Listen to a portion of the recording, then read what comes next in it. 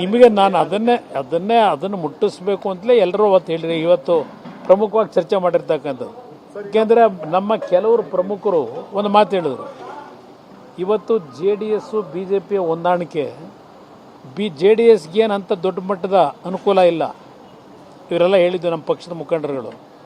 18 ಲೋಕಸಭಾ ಕ್ಷೇತ್ರದಲ್ಲಿ JDS ಪಕ್ಷದ ಮತ ಏನಿದೆ, ಆ ಮತದಲ್ಲಿ ಸುಮಾರು 3-4% ಸ್ವಿಂಗ್ ಆದರೆ BJP ಅಭ್ಯರ್ಥಿಗಳಿಗೆ 18 ಲೋಕಸಭಾ ಕ್ಷೇತ್ರದಲ್ಲಿ ನಮ್ಮ ಪಕ್ಷದ ದುಡಿಮೆ ಇವತ್ತು BJPಗೆ ಅನುಕೂಲ ಆಗ್ತದೆ. ಇದನ್ನು ಹೈಕಮಾಂಡ್ ಗಮನಕ್ಕೆ ತನ್ನಿ, BJP ನಾಯಕರಿಗೂ ತನ್ನಿ, ಸರಿಯಾದ ರೀತಿ ಬಳಕೆ ಮಾಡ್ಕೊಳ್ಳಿ. ಇಲ್ಲೇ ಇದು ಮುಂದೆ ಪೆಟ್ಟು ಬಿದ್ದರೆ ಅದರ ಸಾಧಕ ಬಾಧಕಗಳು ಅವ್ರ ಜವಾಬ್ದಾರಿ, ನಾವು ಜವಾಬ್ದಾರರಾಗಲ್ಲ.